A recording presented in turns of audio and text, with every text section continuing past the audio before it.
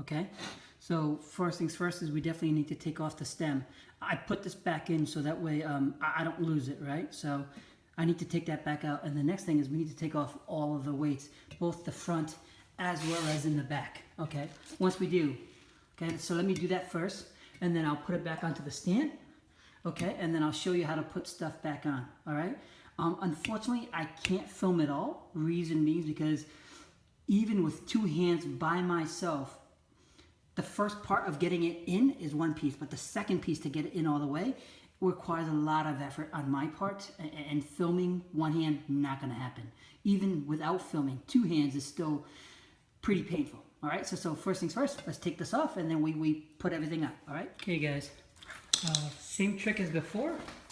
We don't wanna scratch our rims. It doesn't matter how cheap or how expensive you bought it. Rims are rims, right? So, lock this bad boy down to make sure it's in tight. Okay? Then, what I would do is I would take a brush like this, right? And I would actually brush the edges. Okay? So not only do I do that, but I also do up here as well. The reason being is because if there's any dust or anything that's in there, you want to get it out. Okay? Because if we don't do that, air leaks or anything like that, and then we just have problems. Okay, so what I'm going to do next, lock this bad boy down, take out the stem, and then put the tire on. Okay, so for the first try, all you have to do really is just push it down. In normal cases, you can actually get the first in fairly fast. All right? Where you don't, what you do is you take this side of the head, right over here. Let me see if I can show you. You take this, right? And the tire needs to go right on top of here. And then when you go around, the tire's just gonna fall over and fall right in, all right? So let me show you what it looks like when one side is in, and then I'll show you what we have to do for the other. That was the easy part. So now I've got halfway in. I do the same trick again, but you know what I've realized? Is that I forgot to lube. So, for example, to make your life easier, just lube the edge where the beads is, so that way when you push it along, it makes your life easier. Now, here's the trick for this one. This one is going to be much tougher than the other. While you're putting the stick in, right? And it's still the same trick as before. So this needs to go here, okay?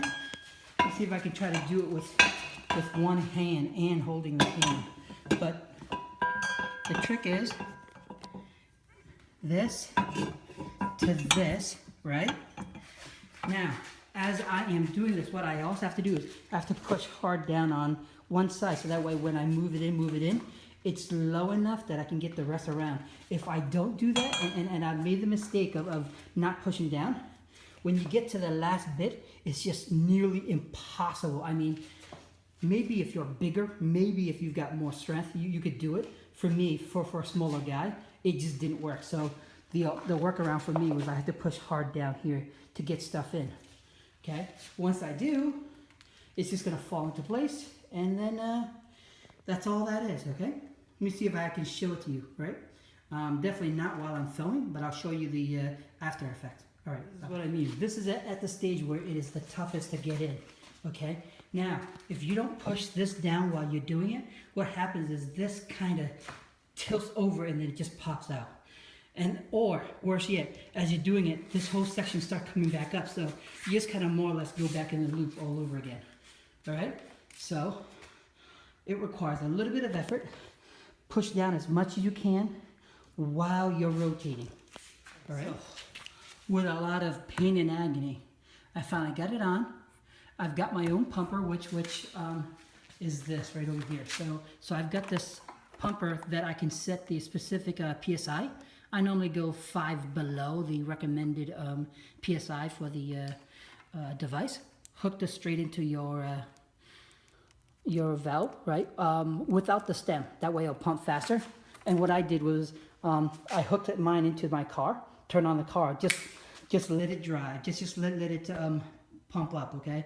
It takes a while. This is, I mean, if you've got your own tool set, if you have your own air, it's much faster. I'm using this because, hey, it cost me what, 30 bucks from Amazon, right? So at least I could do it from my house, but that's it, man.